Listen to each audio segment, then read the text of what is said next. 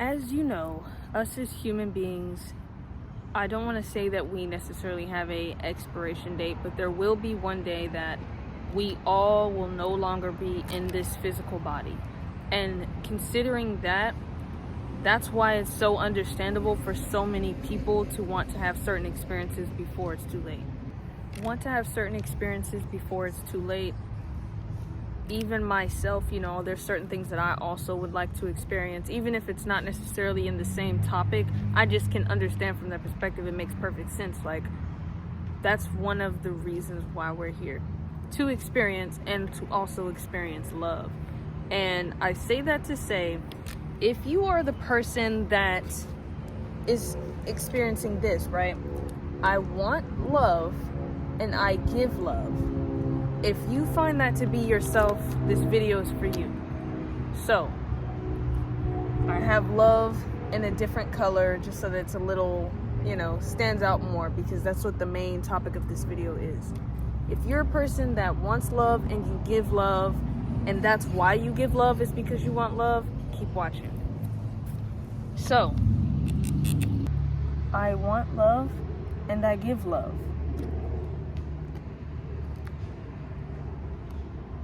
But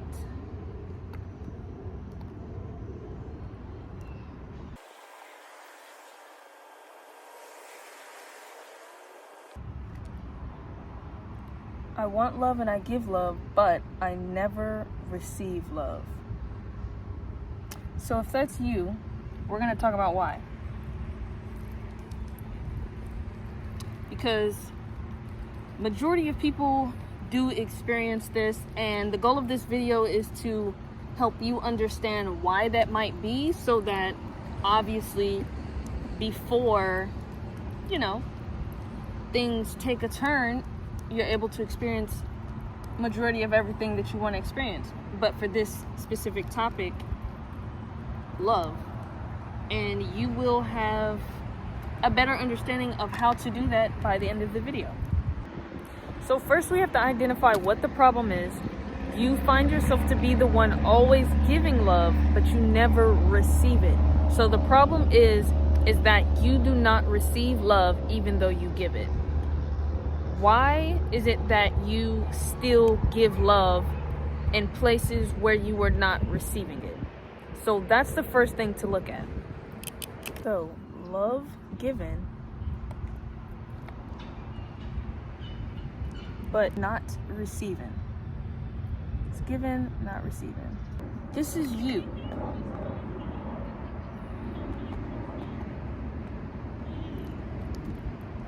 This equals you. So what you need to figure out is why you feel comfortable still giving love to people that do not give it back to you. A lot of times it comes from a place of you trying to fulfill a void and you trying to fulfill a need. And a lot of times where that need comes from is childhood. Now, how that need even became a thing is because your parents did not fulfill that need. Now, why does it matter if your parents fulfill the need or not? They are the people that have access to you when your mind is first being programmed. And so because they did not fulfill this need, right? Because this right here, it was not something that they fulfilled. Childhood. When you were a child, your parents did not fulfill that need, and your parents did not fulfill a need as a child. When you were a child, your parents did not fulfill the need. This results in wounds. Now, the thing about these wounds right here, they are unhealed.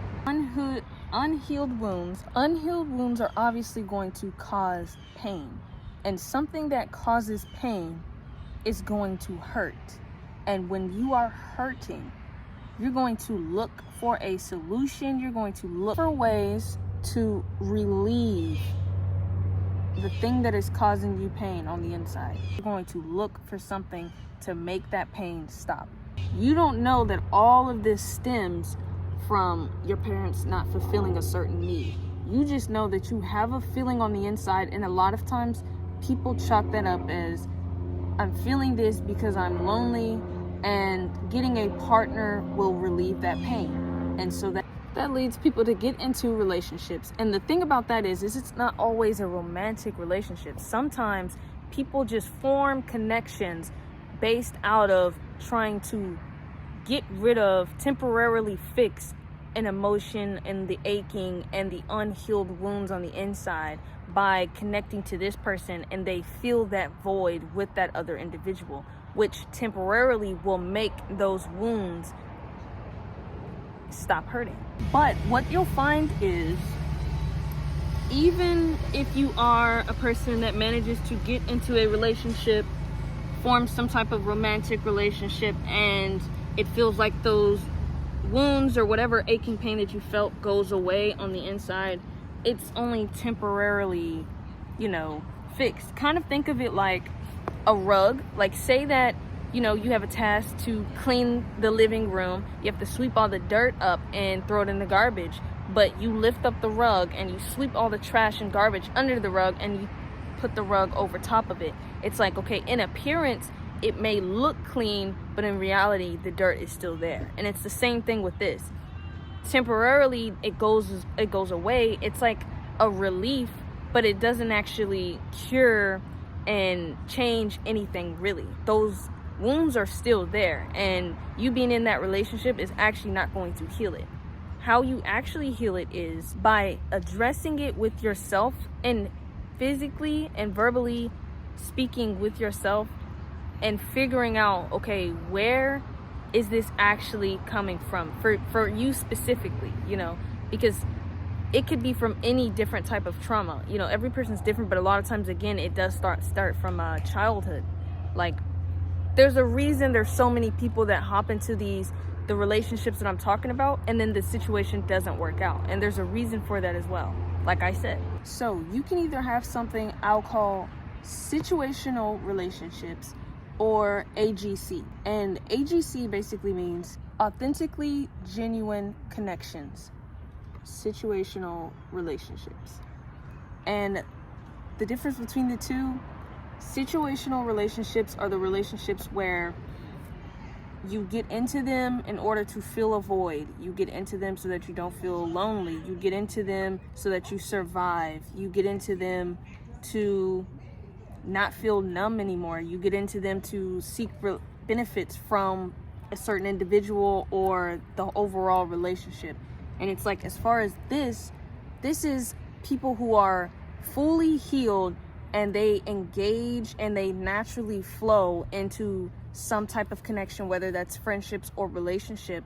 And it's not out of a necessity. It's not out of them trying to fill a void. It's because either they, like I said, they genuinely connect with this individual. It's a natural flow. It's not out of needing anything. It's not out of trying to heal any wounds. It is just a natural type of thing. This is what the relationships that are usually successful, where the marriages last and are actually healthy and they raise up very healthy children. This is where those types of relationships come from. These relationships usually are a lot of time also the lust relationships. Usually it's like, so this and then this. A lot of times this and this usually comes from, so situational relationships usually come from lust. This sort of thing is from being healthy. Again, it's like, okay, well, either you were trying to fill some type of void, whatever, that sort of thing. And overall, I'm getting to the point of, if you have a relationship that comes from this, as I broke it down throughout the video, the relationship isn't actually going to be real love. And a part of the reason is because when it comes to something like this, whenever it's from this and not this, yes, situational relationships, authentically genuine connections, authentic genuine connections, healthy, that come from lust, no relationship with self, strong, deep-rooted connection with self. So, as you can see, all of this ends up leading to inside, right? This is a result of you having some issues inside. This is a result of you solving the issues inside. And so everything has to start from the beginning and the root of everything, which is, starting from the foundation, and it starts on the inside. So if you build a relationship when everything on the inside is chaotic and not settled, and you don't know who you are yet, and you have not discovered yourself, no self-realization, that's what's going to show up as a relationship. It's not going to be a very loving relationship. And it's just going to be something that either you might choose to stay in because you just feel like there's no other option, or you think that's the way that it's supposed to be. And then a lot of people end up having children, and the whole entire thing's just very dysfunctional. And this is where it all starts in order for you to get to the place that I'm talking about, as far as having experiencing what true love is, where you give love to someone and it actually is reciprocated towards you. But if you notice, you doing this, right, getting to the point where you can get to this, where you have healed everything, you have discovered what you needed to discover, and you end up building a deep connection with yourself because you have acknowledged your own existence, you've acknowledged different things that you've dealt with, you have just taken the time to actually build that relationship with yourself, and that is a form of love. And so you have learned to love yourself, and now you have the tools to actually love someone else, and that in turn will be a loving relationship. But if it's a thing of where you have not healed from anything, you just go from being in a dysfunctional family, not realizing anything about yourself, not noticing the patterns with your family members, their dysfunctional relationships, never being in any successful relationships, and then carrying that on and not healing from anything. So you're attracted to other unhealed people, you are attracted to negativity or toxicity, and you create a child out of that, and you still just have never experienced what real love is. And it's because you haven't experienced it with yourself by working on yourself, healing yourself. If you resonated with anything I spoke about in this video, or if you liked anything I spoke about in this video, consider liking, subscribing, and sharing so that this video reaches someone who may also need to hear this message. Thank you and bye.